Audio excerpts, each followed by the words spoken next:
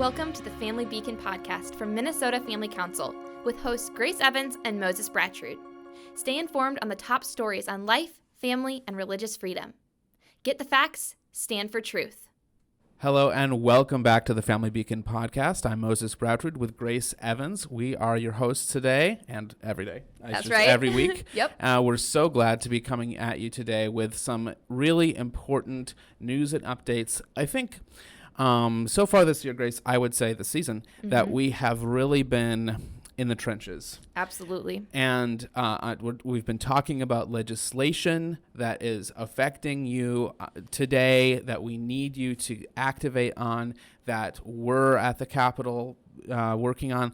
But today, we're taking a little bit of a step back, and we're talking not about specific pieces of legislation, but about sort of a culture. We're talking about the effects of abortion laws on broader cultural things.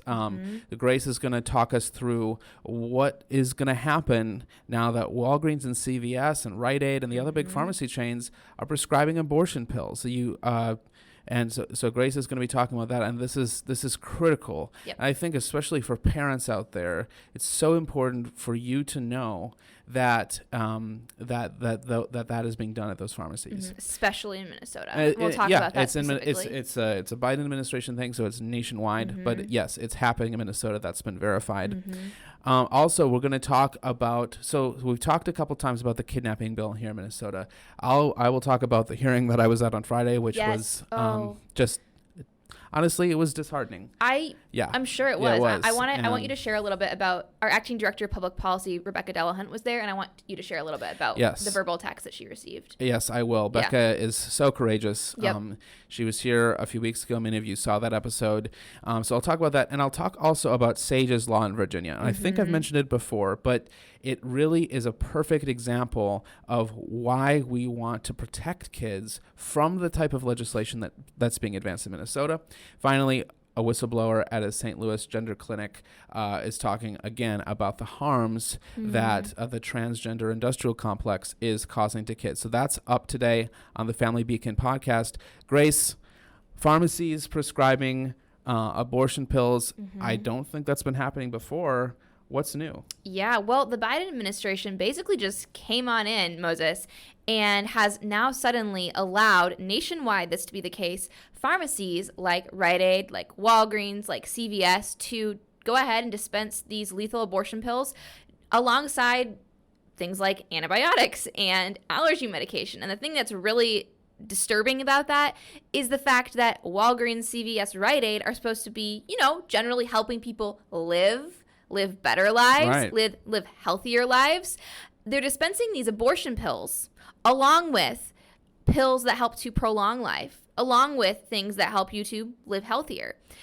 And we know that abortion pills are not healthcare, right? They are not healthcare because abortion pills always kill a child when used effectively. So in our mission to love them both, we want to love the mom and we want to love the child. We need to take a stand against these pharmacies becoming abortion cartels. And indeed, they already are abortion cartels. I'm not going to sugarcoat it. This is already happening. All of these pharmacies are already all on board with this. They're loving joining arms with the Biden administration and really just building a culture of death in different states. So I want to read you some things from Susan B. Anthony, Pro-Life America, which is a great organization. They do a lot of press releases, a lot of deep dive work on the pro-life movement, on what the abortion industry is up to. So they pointed out in a press release upon this topic that the abortion pill regimen is not as harmless as the abortion industry wants you to believe. Absolutely. Right? I mean, they this is the lie that we all hear. I'm sure you've heard it. It's like, oh, well, this is good for women. They don't even have to go in for an appointment. They can just get these pills shipped to their houses. They can just go pick them up from pharmacies now, which is terrible. But actually, Susan B. Anthony, Pro-Life America, again points this out, that multiple peer-reviewed studies confirm that women are at risk of a severe side effects after taking chemical abortion pills, which include, but are not limited to by any means, hemorrhaging, the need for follow-up surgery, even death. And studies have found that chemical abortion, again, these are abortion pills. That's what chemical abortion is. Chemical abortion has 4 times the complication rate of surgical abortion, Moses. 4 times more deadly for women and for children, of course, but it's 4 times more deadly for women than a surgical abortion. Yeah. And these risks are only going to increase as pregnancies advance and medical supervision continues to wane, which there's right. I mean, the reason that this pill has not been approved for retail pharmacies is partly, to my understanding, because it is so dangerous to take later in pregnancy. And that's a guardrail that's, I feel like, now been removed. Yep. Because yes, this will require a prescription, but is that going to come from telehealth? How do we know that a provider is going to verify the gestational age so that it's quote unquote safe? And it's never safe for a woman to take the abortion pill. But and I think you referenced at least 28 women have died. Yeah, I was about to say that. No, you're good. No, you're good. Continue. It's good whoever says it. It's true whoever says it. So like, it's bad that this is happening. Yeah. But So like, it just. We're talking about a move that is supposed to make this more widely available, which is supposed to increase choice, right? But actually, it will increase deaths, increase really harmful side effects. Yep. And we already know, too, you guys, that we've got just the pill here in Minnesota, right? We've talked about this on the podcast before. It's this major abortion giant here in Minnesota. It genuinely is the next front on the fight for life here in Minnesota, because these abortion pills can be shipped to minors, right? They can be shipped to minors without parental knowledge, without parental consent, and girls can literally be going through an abortion in their bedroom, in their bathroom, in their parents' house without their parents ever knowing that they're going through an abortion. This is what can happen in Minnesota. And what I'm trying to say here is that these girls that are getting these pills are not required to go on and have this telehealth appointment. They're not required to do these things. They can go pick up an abortion pill. So there's no follow-up appointment? No, there's no follow-up appointment. Wow. I mean, you can have a brief telemedicine appointment, but here's the real kicker. You have the telehealth appointment. Sure, you can have it online. You can sit down on a Zoom call. But a lot of the times it's been shown that they're wrong in diagnosing how far along in pregnancy you are, because you're online, you're on a Zoom call. You're on a Zoom call and you're like, yeah, so I've been having these symptoms and I took a pregnancy test and I'm, and there's no way to fully tell. I mean, there's no ultrasound happening in a telehealth appointment. So life and death decisions being made over a Zoom call. I mean, Yep. in whatever field of endeavor you're working in, even legitimate healthcare, I would have some serious questions about that. And when we're talking about a pill that's literally always fatal to a child and very harmful to a mother, that's just bad. Yeah. So let's talk about, I briefly just want to restate what you mentioned. As of June 30th, 2022, 28 reported deaths of women from chemical abortion.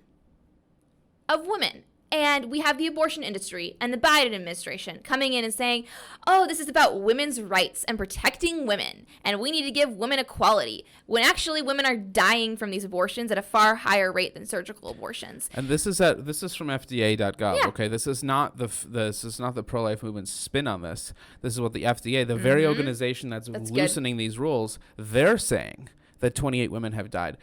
I think we can probably say that the real number is probably far higher. Oh, yeah, that's just the recorded amount that exactly, we know. Yeah. And, okay, not only that, because of course we want to love them both, we're worried about this for women, and so we're going to continue to fight against abortion because we want to protect women from abortion.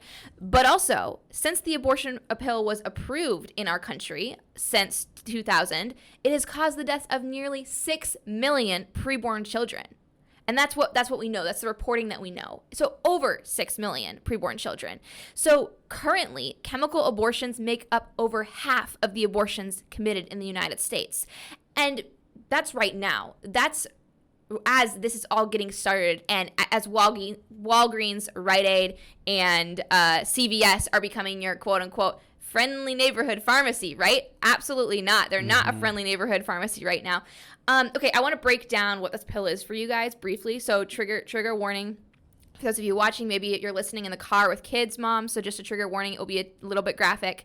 But I want to break it down so that you get the facts, so you know exactly what this pill does, what this pill is, and why it's called, why there's a hashtag floating around called #StopAbortionRx. Okay, how does that tie in? I want to break it down for you guys. So, mifepristone, maybe I'm saying that wrong. Moses, you can correct me. I think that's right. Mifepristone which is also known as the abortion pill, or RU486, is sold under the brand name Mifeprex. So that's why this is called Abortion RX, hashtag Abortion RX, because it's RU486, and then Mifeprex is the brand it's sold under. So if you see that hashtag floating around, know that that's the terminology. That's why it's being used.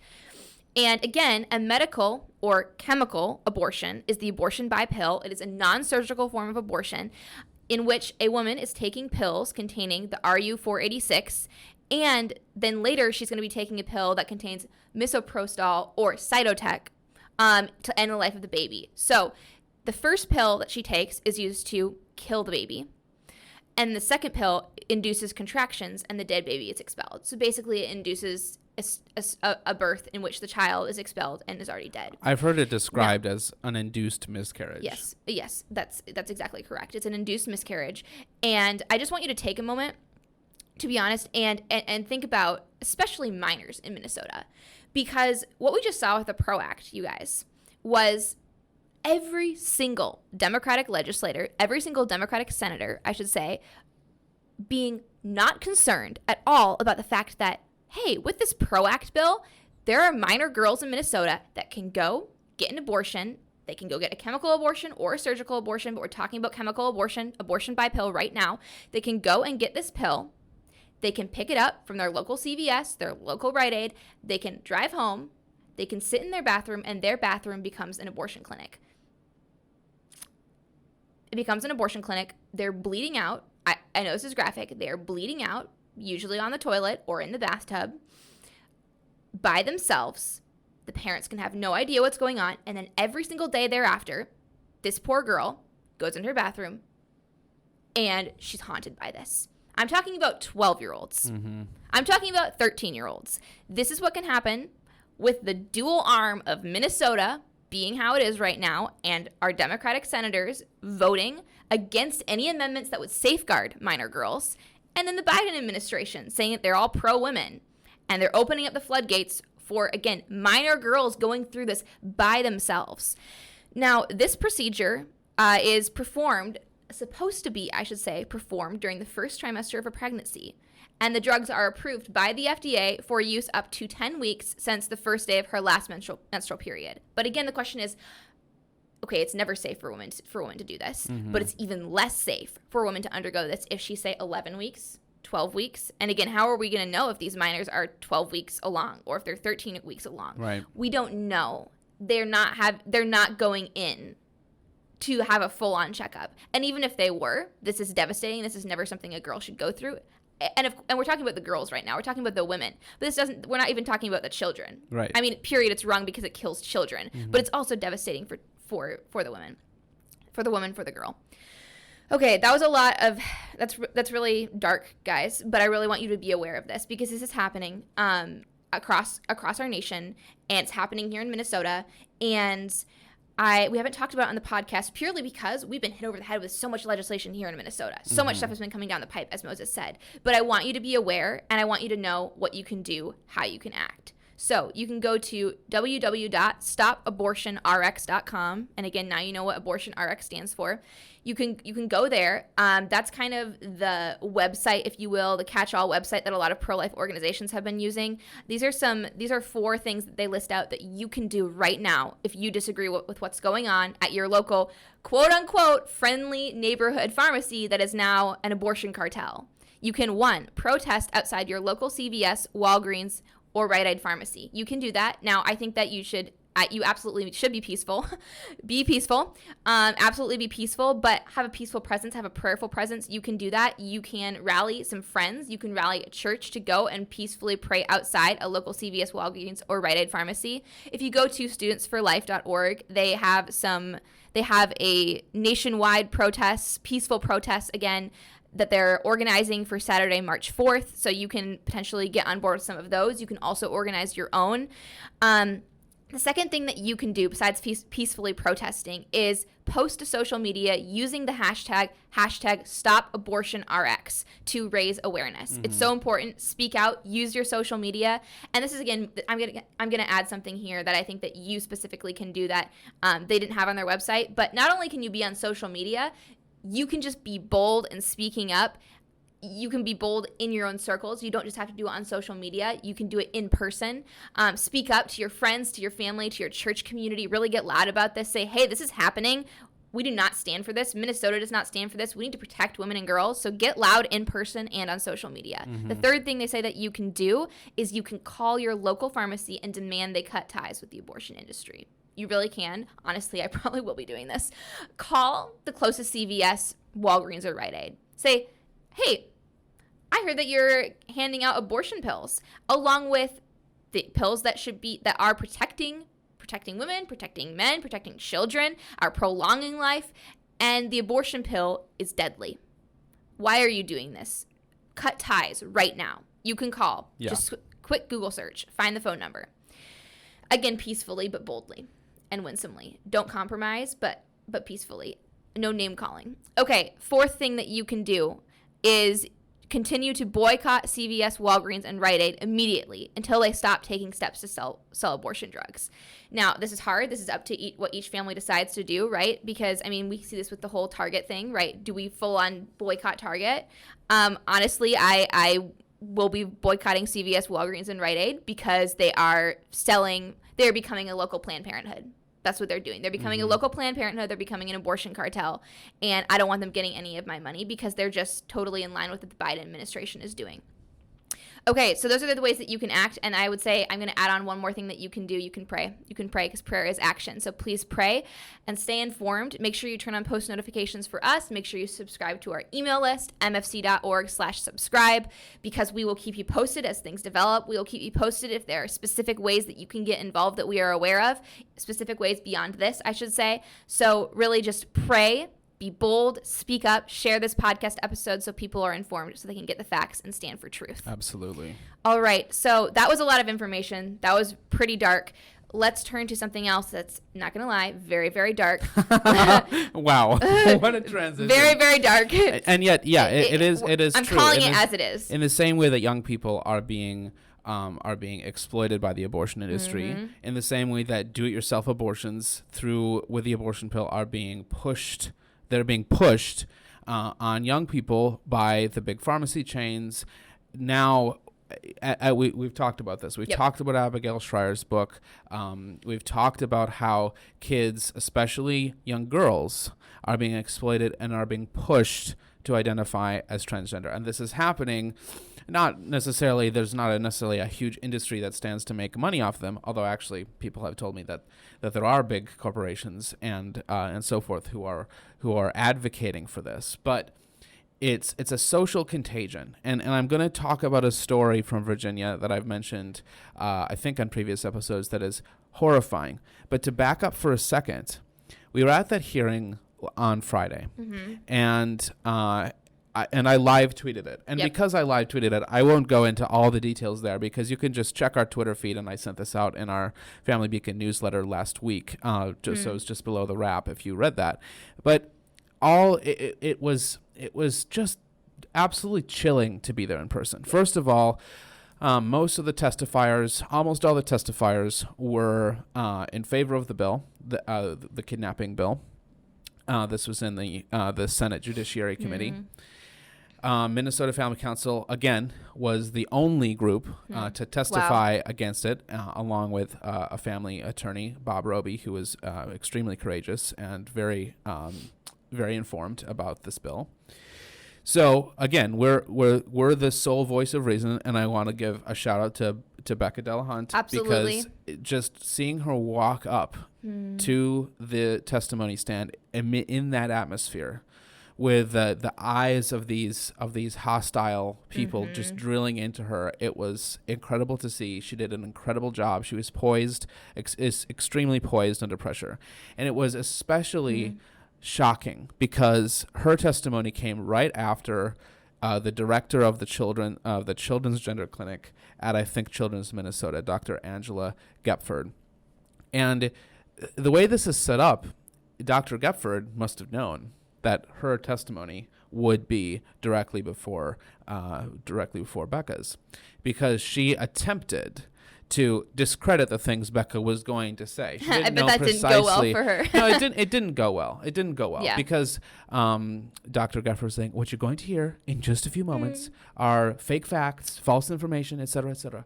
And then Becca comes up, and Becca is saying these things, and her sources are cited in the testimony, which all the committee members have, and their sources like what's this stand for? NCBI or something, like the National Encyclopedia of Health Information, the Got 'em. NHS in the UK, Yep. peer-reviewed studies. Yep.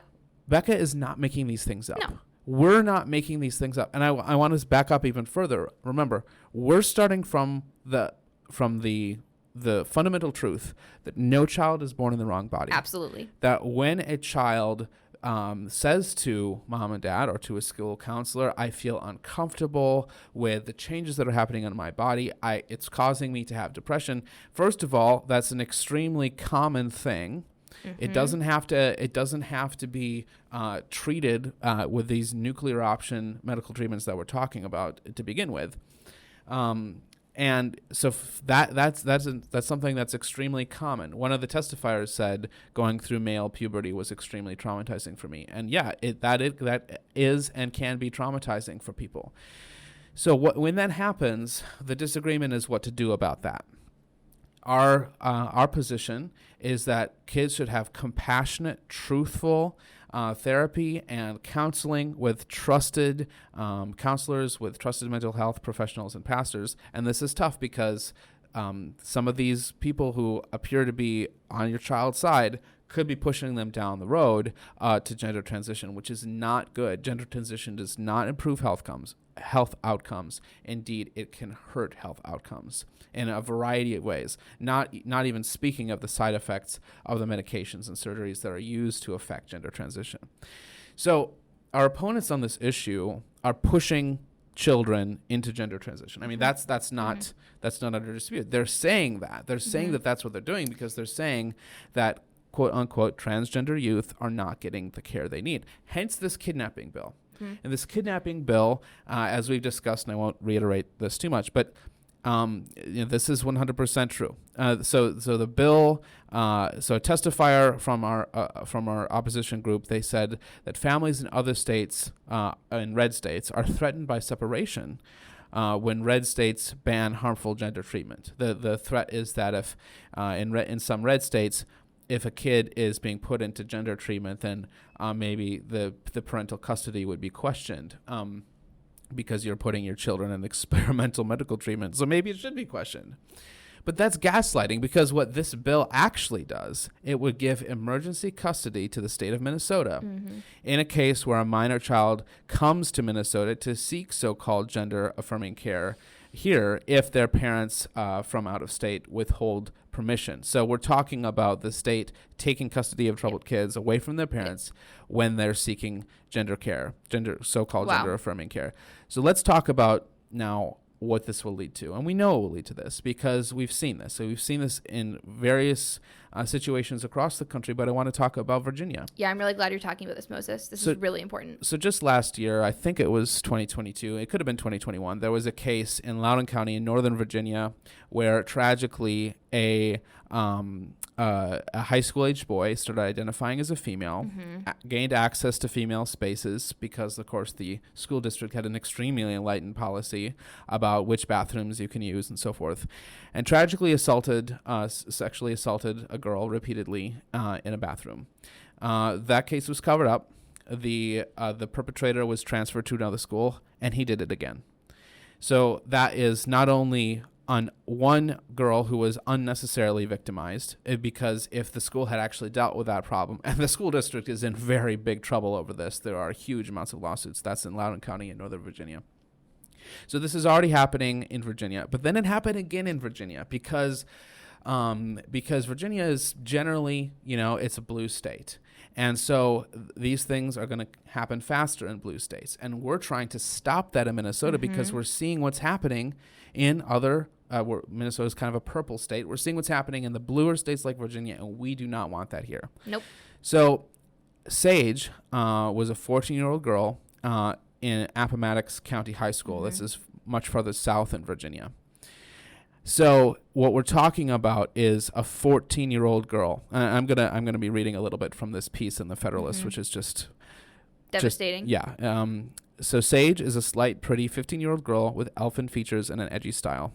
Recently reflecting back on her transgender identification, she told her mom, "I don't know who I was. I'm a totally different person now. I never was a boy. Everybody was doing it. I just wanted to have friends." And that gets so much to the social aspect of this. This is a social contagion. Sage did not fit in. She presumably was just starting high school. That's a tough time. And she and many of the girls around her were identifying as bisexual, as transgender, as gender nonconforming. And that seemed like to Sage as potentially something that would be liberating. Now, I want to say that Sage clearly has a loving mom. This is her adoptive mom. It's actually her grandmother. And this is a risk factor when you're not when you don't have two parents looking out for you. You are at a greater risk of being victimized in ways like this. And that's something that, for single parents out there, that's not something to be fearful of. You're doing a great job. I'm certain. I was raised by a single mom. And so I have so much compassion for people who are in that situation. But just be careful, because without those two parents watching out for that kid, things like this can happen. So what we saw in this case was the girl Sage, and I don't believe that's her real name. She started identifying as transgender. She started calling herself Draco. The school was complicit in that, so the mom eventually found a hall pass with the name Draco on it. So then that night, Sage told her mother about her transgender identity. She then ran away. That initiated a 9-day search. Of course, she's a minor. She can't, just hike off. And the FBI was involved. The FBI found Sage in Baltimore. And this is what the mom said. "My baby had been lured online, sex trafficked into Washington, D.C., then Maryland. And I won't go into the details. It was horrifying. Bad. She was victimized multiple times. Then a Maryland lawyer tried to keep Sage from her mother, even calling the school's counselors to testify against Michelle. Michelle's the mom. Again, not her real name. Michelle's only crime is not affirming her daughter's so-called gender identity. So what happened? The daughter went to a shelter. She ran away from the shelter. She was discovered in Texas. She had been drugged, raped, beaten, and exploited. Then a judge ruled in favor of Michelle, the mom, but ordered that Sage spend time in a mental health facility where the therapist pressured her to get her breasts removed. She resisted. So what we're talking about is at every turn, this girl was spit on and hurt by the authorities who should have been helping her, victimized by men. And it's interesting, I'm learning more about this all the time. Apparently, adult men are trying. This is the thing, and obviously not all men, but when girls are putting FTM, female to male, on their social media bio, indicating that they're transgender, adult men see that as a sign that someone is vulnerable and that someone potentially doesn't have a good support network, and they will target those girls. They will victimize them through online means and then in person. And that is exactly what happened in this case. So Virginia legislators are trying to pass Sage's Law. Yep. This is an incredibly common sense law. It requires any school professional who reasonably suspects a student is at risk of suicide or, quote, is self-identifying as a gender different from the student's biological sex to contact at least one of the school's parents, to notify the parent, and to offer counseling. So again, because the school hid Sage's change in gender identification, it led to all of this. It led to all of this. This is what happens. If you sow the wind, you will reap the whirlwind. If you start hiding information from parents, you are not helping kids. You are hurting them. Of course, there are some cases, tiny fraction of cases, where parents are genuinely abusive and schools need to work with law enforcement so that kids can be put in a safe place, right? Absolutely. But it's so much more likely that school employees will not have that child's best interest at heart compared with their actual biological or adoptive parents. So that's the background for why so disheartened in that hearing because the gaslighting, we're hearing from opponents or from proponents of this bill that this is necessary, that it's all about keeping kids safe, when actually it's about ripping troubled kids away from their parents, just as what happened to Sage. Yep, and failing to address the root problem. Problem. And this bill in Virginia would just be one tiny step toward redressing the disparity in the balance of power, where students are under the power of teachers and guidance counselors. The school can basically assign them a new name. Say, this can be on your school ID. Oh, it's so bad. It makes me nauseous, honestly. Like, it makes me want to throw up. It's so bad. It's so bad. I'm feeling that right now, and hopefully there's no stomach bug. So it's like... I do have a thought, Moses. Yeah. This is something Matt Walsh said, and I think it's pretty disturbing when you think about it. What's the name of the person that testified before Becca? Can you remind me? Dr. Angela K. Gefford. Dr. Angela K. Gefford. Okay, she the Children's Health Minnesota lady? Yeah, okay. So yeah, go ahead. Okay, Children's Health Minnesota. And correct me if I'm wrong, but doesn't she have some gender confusion herself? I don't know. My sense from her self-presentation, the haircut, the bow tie, is that she may be a lesbian. That I'm not making assumptions, but that seems to be a way that women dress. Yep. Okay, I'm going to say this because Matt Walsh said it, and I won't say it exactly like him, but what you're seeing in a lot of these committees in Minnesota, in other states that are unfortunately trending blue or trending against the protection of kids and against the protection of parental rights, we're seeing a lot of legislators sitting on these committees, or a lot of people coming in testifying that they themselves are struggling with some gender dysphoria, gender confusion, maybe actually transitioned as a kid.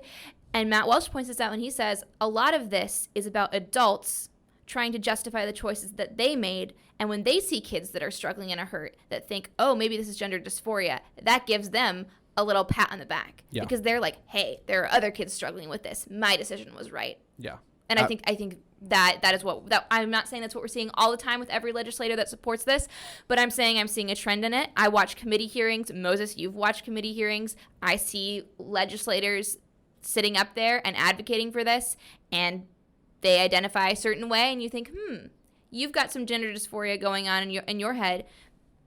You're trying to push this on kids. Why is that? Yeah.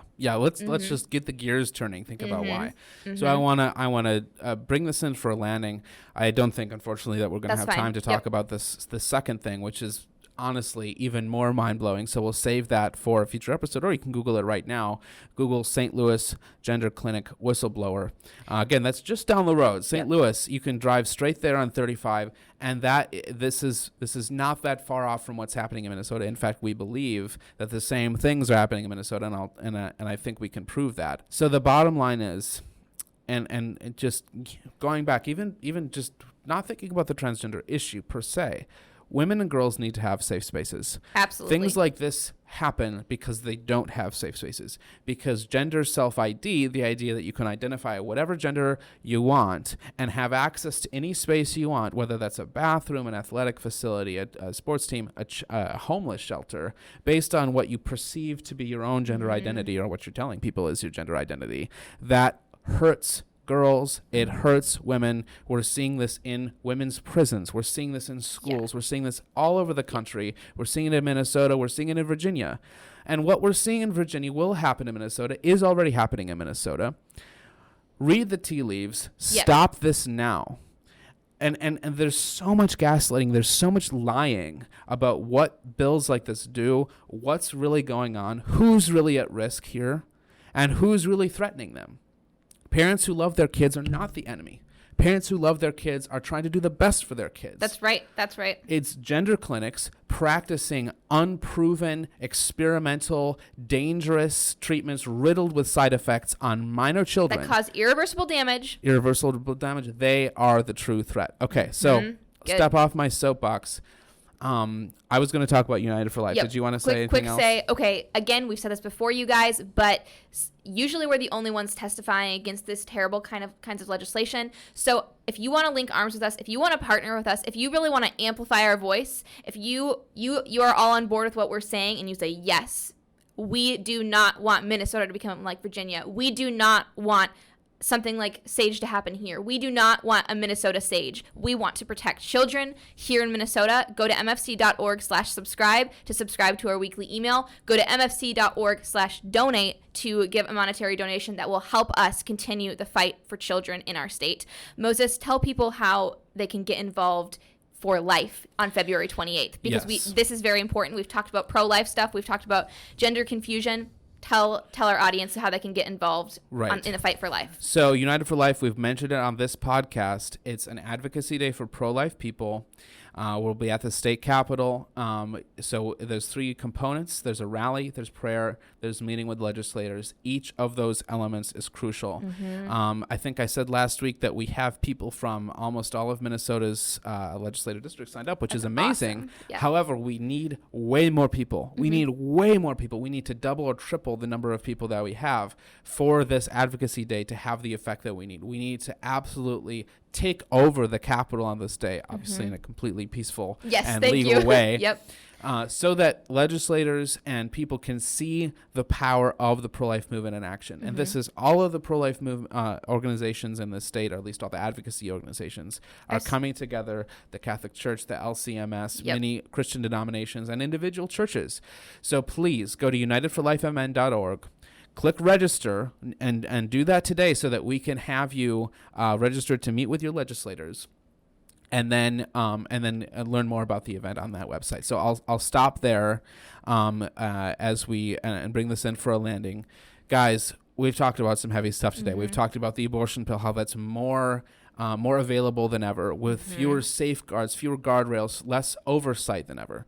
We've talked about gender transition, so-called gender-affirming care, how that is now available with fewer safeguards for minors than ever before, and how it continues to be just as damaging as it always has been, this experimental science being practiced on minors in a Dr. Frankenstein type of way. Yep. If you are watching and you agree with us, know that you're on the right side. Yes. We're on the side of protecting kids in the womb. Yep. We're on the side of protecting pregnant women. We're on the side of science. We're on the side of science. We're on the side of protecting hurting young people from the ways that they're being exploited in this culture. And we're on God's side. Yeah. So that is today a lot of stuff for you guys to think and pray about. And those are the facts so that you can stand for truth. Thank you so much for tuning in to the Family Beacon. Grace Evans, Moses Brattrud here this week and every week with your news so that you can stand for life, family, and religious freedom. Thanks so much. Thanks for listening to or watching this episode of the Family Beacon podcast from Minnesota Family Council. Subscribe wherever you listen to podcasts so you're up to date on life, family, and religious freedom. You can follow us on Instagram at MN Family Council and subscribe to us on YouTube to watch our content. Get the facts, stand for truth.